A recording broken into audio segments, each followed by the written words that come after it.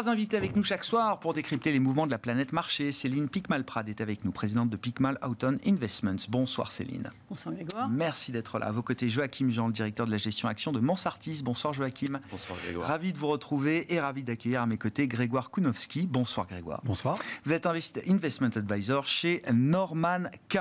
Parlons peut-être un peu des mouvements du jour. On a découvert ASML ensemble avant de rentrer dans ce studio, puisque c'est quand même un peu la surprise du jour. Le groupe va publier ses résultats définitifs demain soir pour le troisième trimestre. En attendant, semble-t-il que ASML a communiqué sur ses bookings, ses réservations pour le troisième trimestre, qui ressortent très nettement inférieures aux estimations du consensus. Elles sont plus de 2 fois inférieures aux estimations du consensus. Et puis l'autre mouvement du jour, c'est celui du pétrole également, avec quand même un mouvement d'ampleur de 5% à la baisse pour les cours du pétrole. Grégoire, sur l'histoire du pétrole, qu'est-ce qu'on peut dire? Alors le pétrole peut bouger de 5% sur une séance. Le pétrole ne bouge pas de 5% tous les jours non plus en séance. Exactement. C'est l'effacement du problème géopolitique sur effectivement l'annonce, apparemment, les rumeurs qui disent que le gouvernement israélien s'est accordé avec l'administration Biden pour ne pas attaquer les infrastructures pétrolières et nucléaires de l'Iran. C'est de la spéculation, ça recule de 5, ça efface le premium. Rien n'est résolu, rien n'est réglé dans cette histoire. J'ai tendance à dire on verra bien. Il devrait avoir un retour du premium géopolitique dans les prochains jours, et surtout s'il y a attaque et contre-attaque des Iraniens. Donc, personnellement, rien n'est réglé par rapport à ça. Ça reste pour vous un actif qui doit être volatile encore là dans les prochains jours et les prochaines semaines. Ça va le rester dans un portefeuille. Je pense qu'il faut se hedger, il faut se couvrir par rapport à ça, notamment via des valeurs pétrolières, mais ça va rester très volatile. Ouais. Comment on détecte la tendance quand même du pétrole au-delà du bruit géopolitique aujourd'hui, Céline? On avait quand même l'idée tendanciellement que le pétrole baissait depuis le début de l'année. On était plutôt autour de $90 le baril en début d'année. On est tombé à moins de 70. Il y a eu l'épisode Moyen-Orient, bien sûr, toujours en cours, les annonces chinoises. Est-ce qu'on reste quand même sur l'idée d'un pétrole qui peut être bon marché encore devant nous, Céline? Alors de façon tendancielle, je pense qu'on devrait avoir beaucoup moins de baisse, en tous les cas, sur le marché du pétrole, tout simplement parce que l'énergie, elle est consommée bien entendu dans les pays développés, qui sont les nôtres, dans lesquels on utilise des énergies alternatives, mais l'énergie, elle est aussi utilisée de plus en plus dans les pays qu'on appelle émergents. Il y a la Chine, mais il y a aussi l'Inde, l'Amérique du Sud, l'Afrique. Et dans ces pays, malheureusement pour nous, l'énergie, elle commence par une consommation d'énergie fossile. Et donc, on sait qu'au cours des 10-20 prochaines années, on va continuer à consommer de plus en plus d'énergie et qu'on va continuer à consommer de plus en plus d'énergie fossile. Donc, penser qu'on va avoir tout simplement une baisse mécanique de la demande me semble fallacieux. Et donc, la demande a toujours progressé. Voilà, donc la demande a continué à progresser malgré tout et continuera à progresser. Et dans le même temps, on sait aussi qu'on a beaucoup réduit les dépenses d'exploration au cours des dernières années, pour différentes raisons, parce qu'on savait qu'on aurait tendanciellement moins de demandes et parce qu'on savait aussi que ça avait des dommages pour la planète. Donc tout ça a conduit à un équilibre très fragile entre l'offre et la demande, et on voit quand même qu'on a des changements possibles.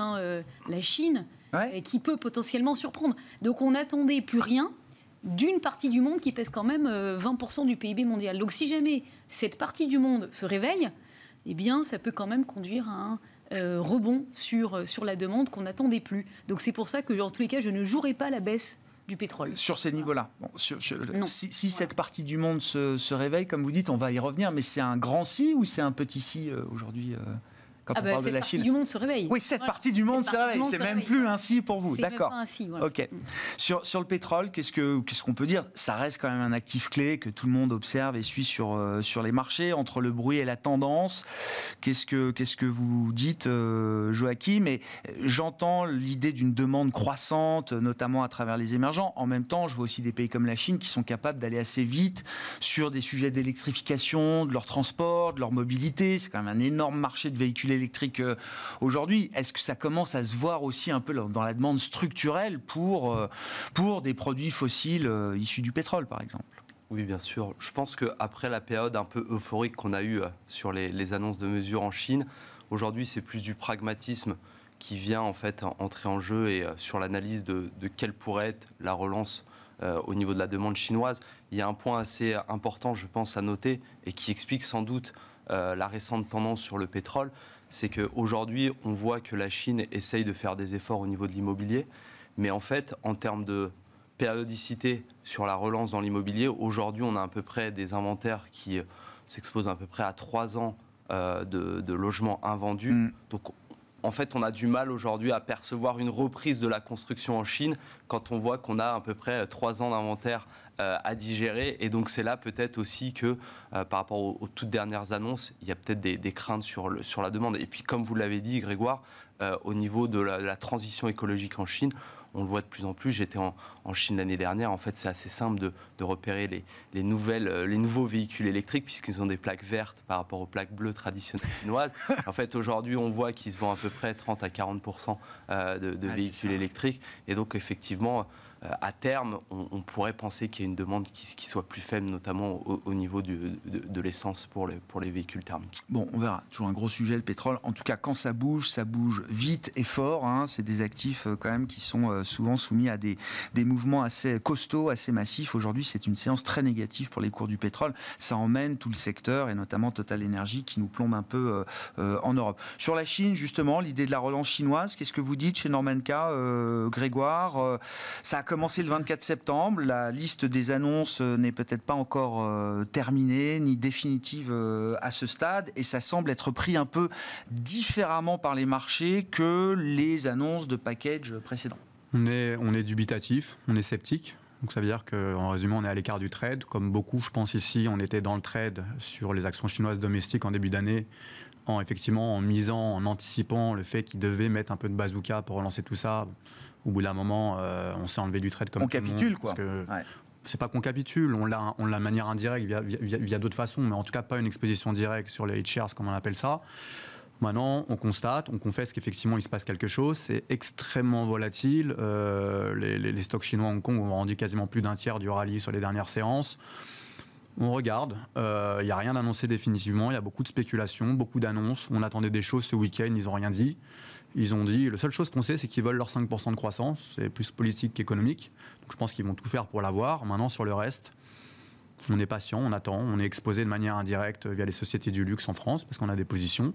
Donc effectivement, si ça relance bien, notamment la consommation, on va en profiter par rapport à ce secteur-là. Ça, c'est une bonne manière de jouer. Enfin, ce que vous comprenez de la stratégie chinoise, des objectifs poursuivis par les planificateurs chinois, c'est cohérent avec l'idée que ça peut faire rebondir ou participer à un rebond des valeurs du luxe. Parce que j'ai pas l'impression que dans leurs objectifs, il y ait l'idée qu'il faille pouvoir acheter plus de sacs Hermès ou Louis Vuitton.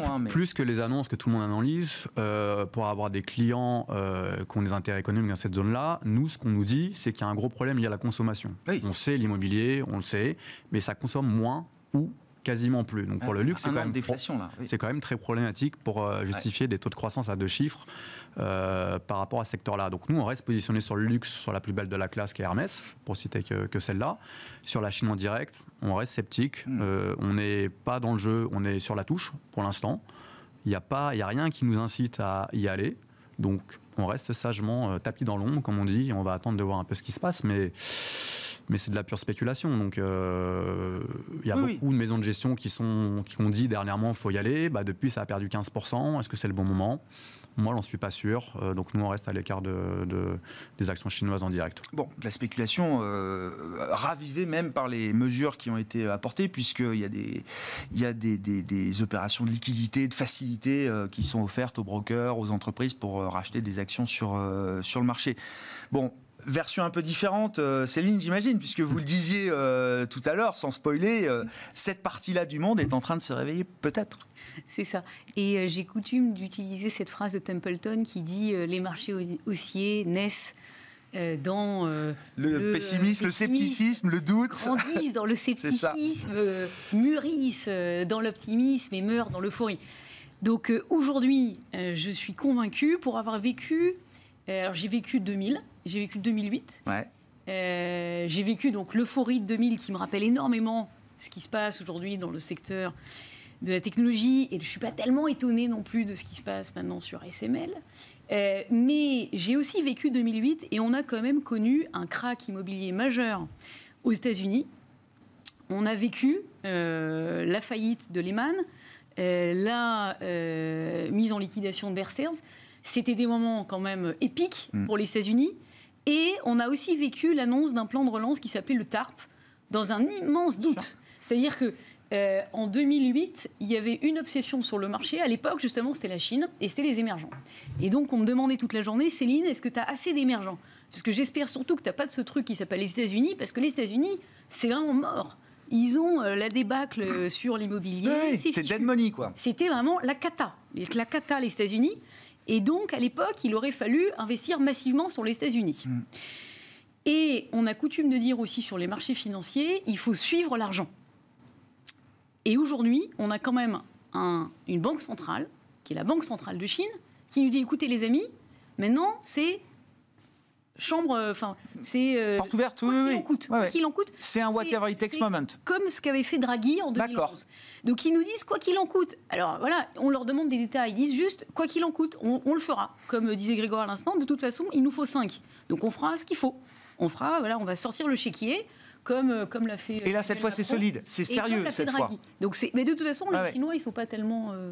C'est des gens plutôt sérieux. Oui, on n'a pas envie de se mettre en face de ce qui est annoncé depuis le 24 septembre. On a envie, on peut, mais en tous les cas, je pense que c'est pas forcément l'idée qu'il faut avoir. De la même façon que quand les États-Unis avaient annoncé le TARP, on était extrêmement sceptiques et ça a été un marché haussier pendant 15 ans.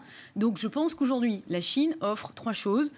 C'est un marché qui est détesté avec des valorisations qui sont très basses. C'est un marché sur lequel plus personne n'est positionné, alors que si j'avais fait le tour de table il y a 15 ans, on aurait tous eu de la Chine. On n'en a plus personne. 3% des indices. Et c'est un marché sur lequel on peut avoir des surprises positives. On a parlé de la déception à l'instant sur ASML, sur lequel tout le monde attend beaucoup. Donc on est déçu. Quand on n'attend rien, on peut être potentiellement surpris. Même si on a conscience des problèmes structurels de la Chine, de l'aspect démographique, de tout ça, etc., ça reste un horizon structurel compliqué, mais entre-temps, il peut se passer des choses meilleures. On sait Et qu'est-ce qu'il faut avoir en Chine alors On a un taux d'épargne, notamment en Chine, qui est colossal. On parlait de la consommation tout à l'heure. Les Chinois, ils épargnent. Si un jour, ils dépensaient juste un tout petit peu de leur épargne parce qu'ils se sentent un peu plus en confiance, ça change complètement la donne. Qu'est-ce qu'on joue en Chine alors ? On joue en Chine, alors, à la fois des sociétés exportatrices qui sont exposées aux autres pays émergents, donc parce qu'ils ont une technologie. On parle par exemple de BYD en ce moment au salon de l'auto. BYD, pour moi, je parlais à un ancien salarié qui était partenaire chez BMW. Il me disait, chez nous, on a 7000 ingénieurs, chez BYD, c'est 70 000. Donc on n'est pas dans la même échelle. Donc voilà, donc c'est juste un espèce de truc énorme qui est en train de nous arriver dans l'automobile. Donc il vaut mieux être du côté du gagnant que du perdant. Ça me fait penser à ce qu'avait fait Toyota, les Japonais avec l'automobile européenne à l'époque aussi et l'automobile américaine. Et aux États-Unis, bien sûr. Et donc ces sociétés-là qui vont pulvériser tout le monde en profitant de la transition énergétique. Et puis en interne, des sociétés domestiques qui sont bien positionnées juste pour s'adresser au consommateur local. Donc les marques nationales, les marques chinoises, quoi. Des marques locales, des gens qui vont faire de la pharmacie en local, qui vont faire du Tencent, qui va faire des transactions de paiement en local, des choses comme ça. Qu'est-ce que ça change et qu'est-ce que ça ouvre comme perspective, ces annonces chinoises, ces promesses chinoises, je reste aussi un peu dans le camp de Grégoire, j'essaye d'être impartial par rapport à ça, mais il y a beaucoup d'annonces, beaucoup de promesses qui engagent des autorités qui sont quand même des autorités planificatrices chinoises. Donc je minore pas évidemment le fait parce que je pense que je me situe entre les deux discours. C'est-à-dire que je rejoins Céline, il y a des choses qui ont été annoncées qui sont très intéressantes d'un point de vue monétaire, également de relance de marché actions. Et également sur l'immobilier, on ne peut pas le nier, il y a quand même des restrictions à l'achat qui ont été levées. On voit également que le gouvernement central essaye de faire des efforts pour justement stimuler les collectivités locales d'acheter en fait ces lots invendus pour les rendre abordables. Après, moi, je suis un tout petit peu dubitatif sur la consommation. C'est, je pense, la grande absente en fait de l'équation aujourd'hui dans ce qui a été annoncé de la part du gouvernement. Mais j'ai presque envie de vous dire rendez-vous à la fin du mois lors du congrès du parti, puisque en fait ce qu'on essaye de comprendre, c'est que s'il y a des annonces qui seront faites d'un point de vue fiscal, la fameuse rumeur du 2000 milliards de yuan de relance. On verra si elle cible aussi la consommation, parce que pour ma part, je pense que si le schéma du gouvernement pour regagner la confiance du consommateur passe uniquement par l'immobilier, je reprends ce que j'ai dit, je pense que ça va prendre du temps avant de digérer les stocks. Donc je pense qu'il est nécessaire de faire des actions directes sur le consommateur pour revoir une reprise de la consommation en Chine. Des chèques aux consommateurs. Alors, on sait que le gouvernement chinois n'est pas fan de ces types de relance, mais les rumeurs disent aussi des allocations pour les familles nombreuses. Donc on verra. Je pense que ça peut favoriser une deuxième jambe de hausse sur le marché. Et ça peut être une histoire, une histoire de 2025 au moins, la Chine, en termes de marché. Bien sûr. Après, je pense qu'il faut rester sélectif. Je rejoins Céline sur BYD, c'est aussi une de mes valeurs favorites. Mais après, il y a des choses dans la consommation qui sont très intéressantes en Chine. Typiquement, il y a eu des relances qui ont été annoncées plus tôt dans l'année, par exemple, dans tout ce qui est électroménager. Et là, en fait, ça fonctionne plutôt bien. Et également, dans la consommation, on voit en fait un changement à court terme dans le comportement du consommateur chinois qui est plus en fait attiré par l'expérience. On le voit d'ailleurs sur la Golden Week. En fait, les dépenses ralentissent, les voyages augmentent. Donc, on a des dépenses par tête qui ralentissent. Mais en fait, les Chinois sortent, vont au restaurant, vont au cinéma et par exemple prendre des chaînes de restaurants pour être un investissement plutôt profitable sur 2025. Qu'est-ce qu'on peut dire de la situation du secteur des semi-conducteurs au sens large à ce stade, Grégoire? Alors on n'a pas tout de suite les résultats d'NVIDIA, je crois que ça va être fin novembre. NVIDIA publie quand même toujours très très tard par rapport au groupe et à la saison de publication. On a eu déjà quelques éléments avec TSMC, je crois. Et au cours de cette séance, effectivement, ce warning de ASML qui se confirme. Alors une communication, on verra comment cette communication est arrivée là, en pleine séance en Europe, et pourquoi à la veille des résultats officiels de ASML.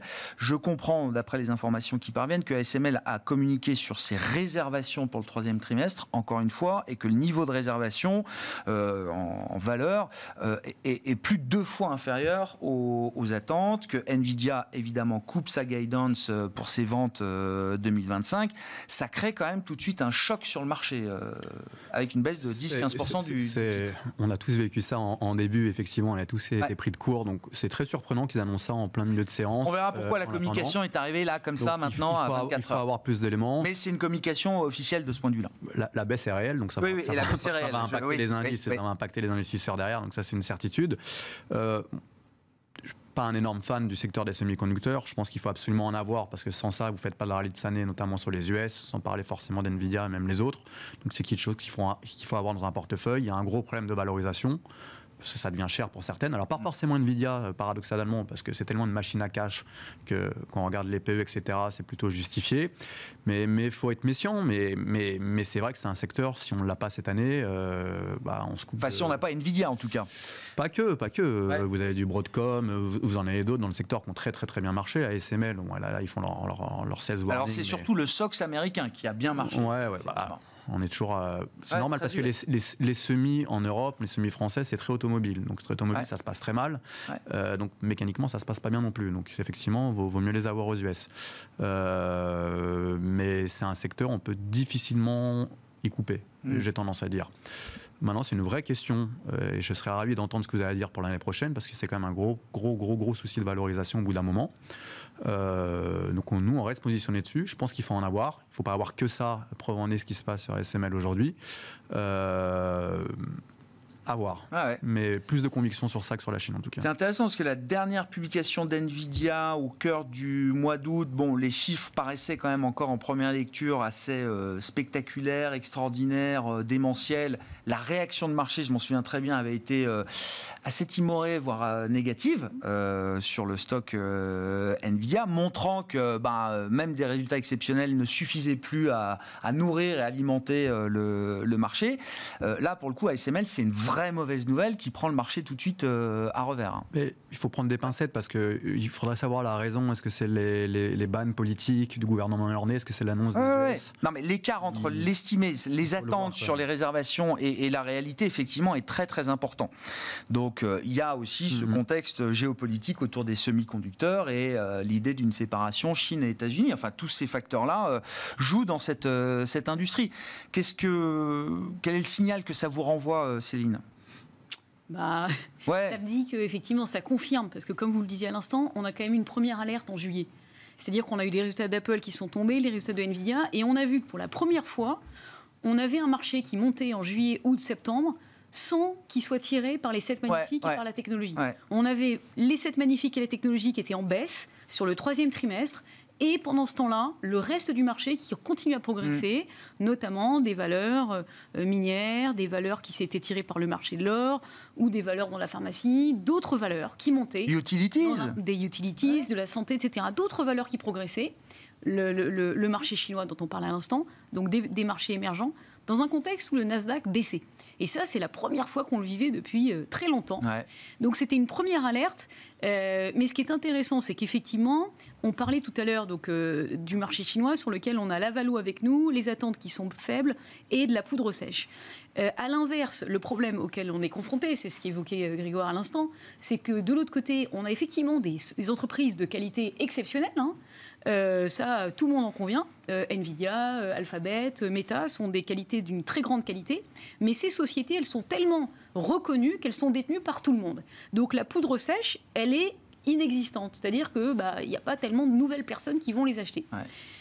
Et elles ont également des valorisations qui sont au sommet. La dernière fois qu'on a vu des valorisations pareilles sur des titres, c'était donc en 2000, notamment quand on regarde le prix par rapport aux ventes. Parce qu'on me parle souvent du prix par rapport aux bénéfices, mais on a des marges qui sont exceptionnellement élevées. Je veux dire 80%. Plus de 70%, c'est ça, 80% pour Nvidia. Sur certains produits de Nvidia. On est bien conscients, nous tous, que ce ne sont pas des marges qui sont tenables sur la durée. Enfin, il y a forcément de la concurrence à un moment. Donc, je préfère regarder le prix par rapport aux ventes. Quand on regarde le prix par rapport aux ventes, on est sur des niveaux qui sont au-dessus de 2000, donc très élevés, et des attentes sur les bénéfices qui sont très élevées aussi. Donc forcément, quand on attend 28% de croissance pour les 10 prochaines années sur ces valeurs, c'est énorme. Ça veut dire, je regardais, ça veut dire que sur des entreprises qui font 100 milliards de bénéfices, on s'attend à ce qu'ils fassent 800 milliards dans 8 ans. 800 milliards, c'est beaucoup d'argent quand même. Donc prudence toujours avec ce secteur. Donc effectivement, je pense qu'il faut avoir la plus grande prudence par rapport à ce secteur. Mais ça n'empêche pas que ce sont des belles valeurs et des belles entreprises. Ce sont deux choses différentes, à mon sens. Joachim, là, ASML, ça fait stresser un peu tout le monde. Là. Ça fait stresser un peu tout le monde. Après, maintenant, au niveau des équipementiers, justement, pour ces conducteurs, ça fait plusieurs mois qu'on a des frictions quand même sur le marché. Quand on regarde l'américain Applied Materials ou même le japonais Tokyo Electron, tout comme ASML, on a des performances mitigées depuis quelques mois. Alors ça s'était légèrement repris sur les communications d'NVIDIA sur la demande de Blackwell. Là, maintenant, ce qu'on va regarder peut-être, c'est au niveau des commandes. C'est vrai qu'il y a les restrictions des exportations vers la Chine qu'on pesait sur le sentiment, mais on va voir si ça se retrouve dans les commandes, puisqu'en fait, qu'est-ce qu'ont fait les entreprises chinoises ? Elles se sont empressées de commander avant que les restrictions soient mises en place. Puis chacun a développé une gamme dédiée à la Chine, voilà, donc peut-être qu'on soit conforme aux restrictions. Les restrictions sont mises en place. Et puis également, on regardera, puisque c'est important au niveau des équipementiers pour semi-conducteurs, ils sont assez tôt dans le cycle, puisqu'en fait, ils dépendent fortement des dépenses d'investissement des foundries. Donc on verra également dans quelle mesure, en fait, c'est un premier signal peut-être d'un ralentissement du cycle sur les semi-conducteurs de manière... C'est le début d'un ralentissement, enfin c'est potentiellement le début d'un ralentissement du cycle où il y a déjà un bas de cycle pour certains... Puisqu'ils dépendent très fortement des capex, en fait, des entreprises derrière qui fabriquent des semi-conducteurs. Donc en fait, s'il y a un ralentissement peut-être de la demande des équipements pour la production de semi-conducteurs, on peut se poser la question derrière de la demande finale. Bon, après, le dernier discours de Jensen Huang sur la nouvelle puce Blackwell est quand même de dire que, elle est en production et qu'ils sont full production aujourd'hui sur Blackwell, et que la demande est quand même insane autour de Blackwell. Non, enfin, je veux dire, il dira pas autre chose, mais après on retrouve des je veux dire, le message est quand même très... beaucoup d'autres produits que l'IA également. Donc Ah ouais. c'est là où on verra de manière plus attentive les résultats. Ouais. sur les résultats en général. Qu'est-ce que vous attendez de cette saison d'earnings? Quelles sont les informations que vous avez envie d'aller chercher, justement? Dans quel type de secteur pour la suite, bien sûr, Céline? Et ben moi, effectivement, je pense qu'il va falloir, ça va être très intéressant de vivre ce moment parce qu'effectivement, on arrive avec un marché qui a beaucoup monté quand même cette année. On doit être à plus 22% sur le S&P 500. 22, plus 23, ouais.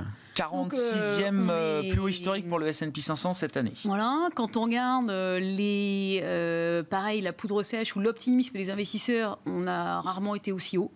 Donc voilà, donc on est vraiment tous investis, il y a très peu de cash sur le côté et tout le monde est hyper optimiste. Donc c'est forcément un peu compliqué, c'est forcément un peu risqué et on peut avoir des déceptions. Donc il faut être très attentif. Je pense qu'effectivement on peut avoir des déceptions sur le secteur de la technologie, on est en train de le voir à l'instant. Et à l'inverse, je pense qu'on peut avoir des bonnes surprises sur des secteurs sur lesquels on n'a pas des attentes très importantes, notamment le secteur minier. Parce que j'ai quand même regardé avec attention évoluer l'or depuis le début de l'année. Oui. L'or a fait quand même plus 30%. Dans un contexte, on l'évoquait à l'instant, de banques centrales qui impriment beaucoup d'argent en Chine, aux États-Unis, et puis dans un contexte où on a une défiance quand même par rapport à la monnaie papier, parce que les dettes des États sont très élevées, que ce soit en Europe ou aux États-Unis. Donc, et les orifères n'ont pas profité encore ? Qui s'interrogent. Et les minières orifères n'ont pas tellement profité de cette progression parce qu'il y a une défiance, c'est-à-dire que ces minières sont considérées également comme non investissables, un peu comme la Chine. C'est-à-dire qu'on se dit... Pour des questions quoi, ESG ? Il y a des questions ESG, il y a des questions le comportement que ces sociétés ont pendant le précédent cycle. Elles ont beaucoup dépensé, elles n'ont pas fait attention à l'actionnaire.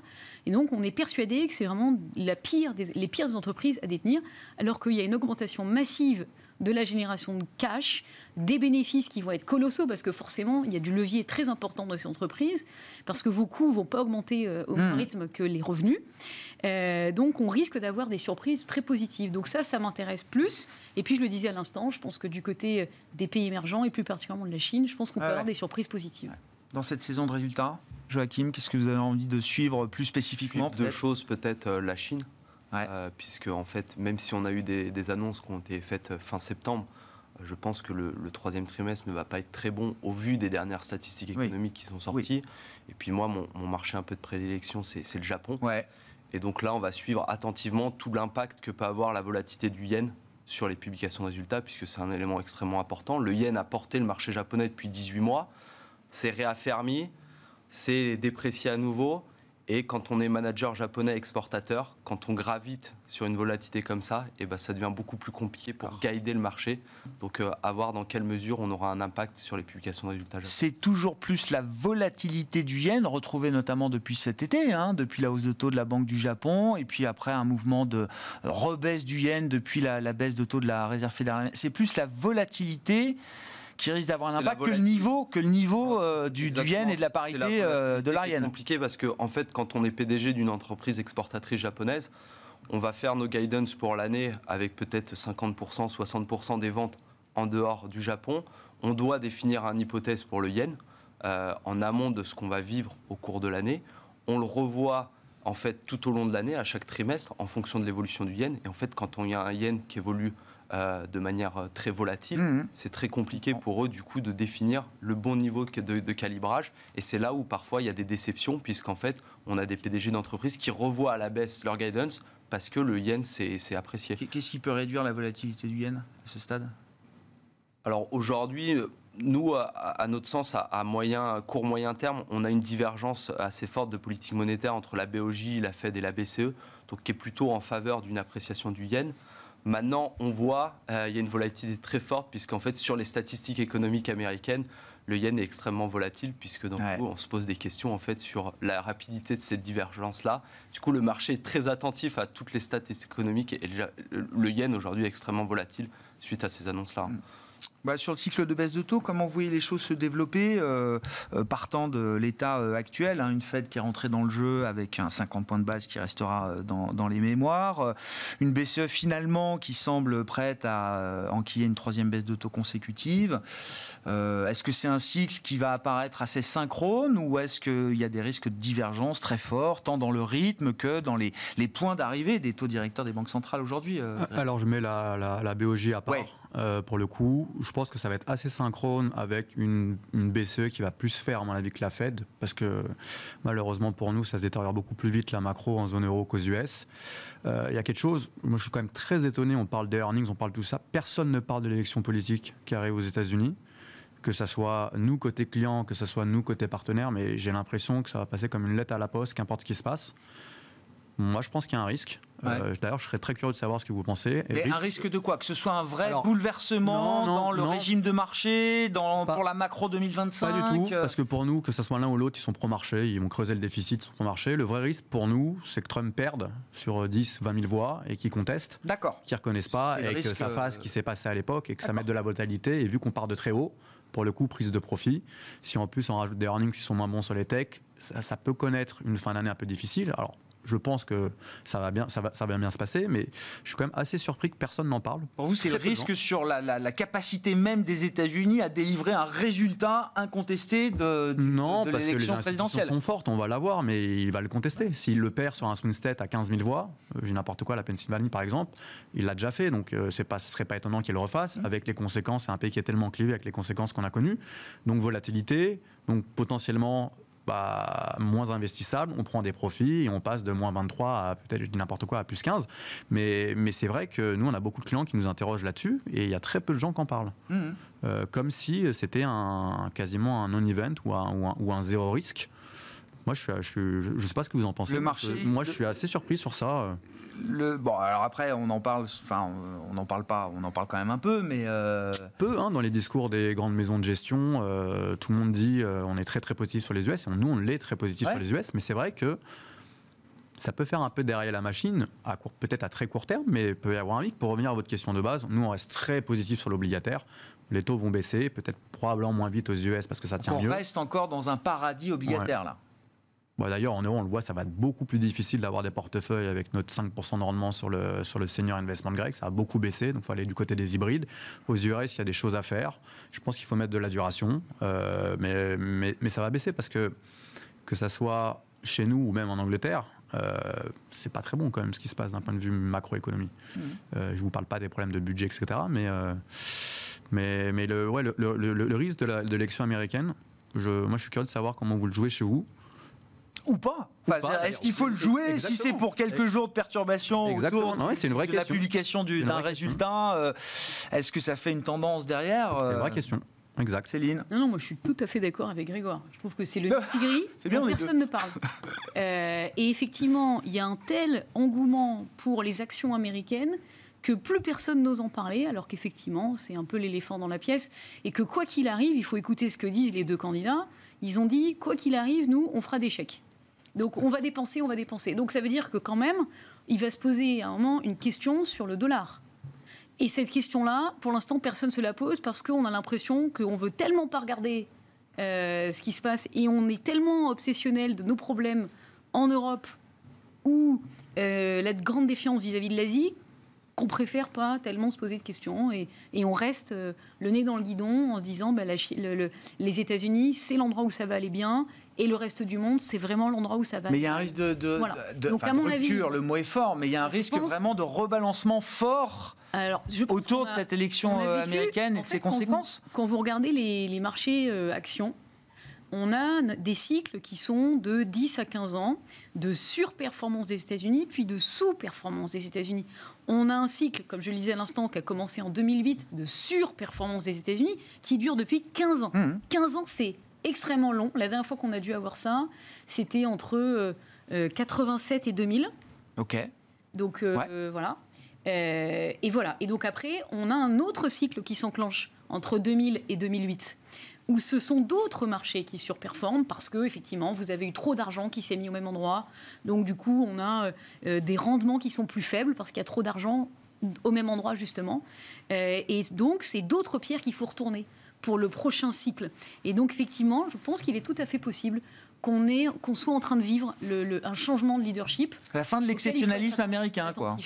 Tout à fait. Tout est possible. Voilà. De la même façon qu'il était possible d'investir aux États-Unis en 2008 et même de faire de l'argent. Eh bien, peut-être qu'il est possible d'acheter d'autres actions en dehors des États-Unis et de faire beaucoup d'argent. Parce que ce sont des marchés qui sont délaissés. C'est quoi la logique action là, chez vous, chez Mansartis, Joachim? Si on prend le spectre asiatique par exemple et la Chine plus particulièrement, je pense quelle que soit l'issue des élections, ça sera douloureux pour la Chine. Mais d'où le timing aussi des annonces, je pense. À 1 mois et demi des élections, ils savaient très bien que quel que soit le résultat, que ce soit Trump ou en fait Harris, puisqu'en fait on pensait à la fin du mandat de Trump qu'avec Biden ça allait s'améliorer. Oui. En fait, c'est pas forcément le cas. Donc je pense que pour un résultat qui donne gagnant Harris, on n'aura pas forcément une amélioration au niveau de la guerre commerciale avec la Chine. Maintenant, la Chine est assez pragmatique, donc elle l'a pris en compte. Et c'est pour ça d'ailleurs qu'on voit que toute sa politique de ces derniers mois, en fait, qui était plus tournée vers les exportations, que ce soit des véhicules électriques, alors pas forcément vers les États-Unis, mais que ce soit vers aussi les panneaux solaires, etc., se transforme vers une politique centrée vers la demande domestique, donc l'immobilier, puis on l'espère la consommation. La conso, ouais. Et puis vous vouliez un autre élément de volatilité pour le yen. Je pense que typiquement les élections américaines vont être un élément très important de volatilité pour le yen. Plus que l'élection japonaise. Plus que l'élection japonaise, qui précise, qui est quand même à regarder, mais en fait, on aura plus sans doute une appréciation du dollar, donc une dépréciation du yen si Trump gagne, et inversement plutôt une stabilité du yen, voire une appréciation du yen si Harris gagne. Mais voilà, c'est quand même un élément très important, donc je rejoins ce qui a été dit avant. Et d'ailleurs, juste un titre de compte pour boucler la boucle, pour revenir au pétrole. Moi, je pense qu'ils ne font rien, parce que Biden leur a dit de rien faire, parce que si le prix à la pompe monte, Trump va passer. Et par contre, si vous pouvez être sûr que si Trump passe, là, il va être carte blanche pour les Israéliens pour faire ce qu'ils veulent. Et là, le prix du pétrole va monter fortement. Donc, au final, pétrole, c'est les gens qui jouent la baisse, méfiance quand même. Ouais. Bon, et au lendemain du 5 novembre, ça peut changer la donne pour la Réserve fédérale américaine aussi, Grégoire ? Elle est indépendante sur le papier. Après, si Trump passe, il va mettre une énorme pression et on sait très bien ce qu'il a fait avant. Donc, ça va pas être sympa pour eux, mais après, de toute façon, ce que regardent eux, c'est leur mandat. Ils ont quand même assez de données, je pense, de leur côté pour savoir ce qu'ils veulent faire. De ce qu'on sait, ils ne sont pas tous d'accord entre eux. Donc les 50 points de base de coupe la dernière fois, ce n'était pas accepté par tout le monde. Moi, je pense qu'ils vont continuer de baisser de manière probablement plus progressive. Ça ne va pas être en ligne droite. Mais oui, la trajectoire des taux, c'est que ça baisse. Donc il faut mettre un peu de duration et garder une bonne qualité de crédit. Et je pense qu'il y a de l'argent à faire sur l'obligataire. Ouais. Ouais, l'obligataire. Sur les actions, encore un mot, d'avoir le S&P au plus haut historique et un VIX qui se tient quand même autour de 20, qui n'est pas à 15 ou moins de 15 ou à 10, c'est quoi? C'est un équilibre normal Non, mais une super opportunité pour se hedger à très peu cher d'ici fin d'année pour hedger le risque politique et potentiellement le risque des earnings. Donc, moi, j'invite les gens à regarder plutôt ça. Une phase de risque alors. Non, de risque à couvrir. C'est pas ça. C'est que si on est très investi sur les US, on a fait une super année et que ça coûte quasiment rien de prendre des options à la baisse, vu la volatilité très basse. Et je pense qu'au bout d'un moment, il faut le faire. Mais elle n'est pas à 15 non plus, elle est à 20. C'est ce que je veux dire. Ça reste. Ça reste quand même pas très cher. Ça reste peu cher pour se couvrir. Donc je pense que, en tout cas d'un point de vue client, ça vaut le coup de regarder. Ouais. Bon, sur effectivement l'élection américaine, il y a l'idée qu'une victoire de l'un ou l'autre peut modifier un portefeuille d'investissement, Céline ? Non, parce qu'effectivement, comme je disais à l'instant, de toute façon, c'est lose-lose. Enfin, pour moi. De toute façon, c'est ce qu'on disait. Ils nous disent clairement, lose-lose. C'est-à-dire que sur, en tous les cas, le cas américain, le dollar et pour les États-Unis, on va quand même avoir à un moment une interrogation quant à la stabilité du système. Enfin, on va commencer à se dire pourquoi est-ce qu'on prête de l'argent à des personnes qui nous expliquent pas comment est-ce qu'ils vont faire pour nous rembourser cet argent. On va avoir des intérêts de dette qui vont peser de plus en plus lourd. Ça surpasse, je crois, le budget défense déjà en ce moment.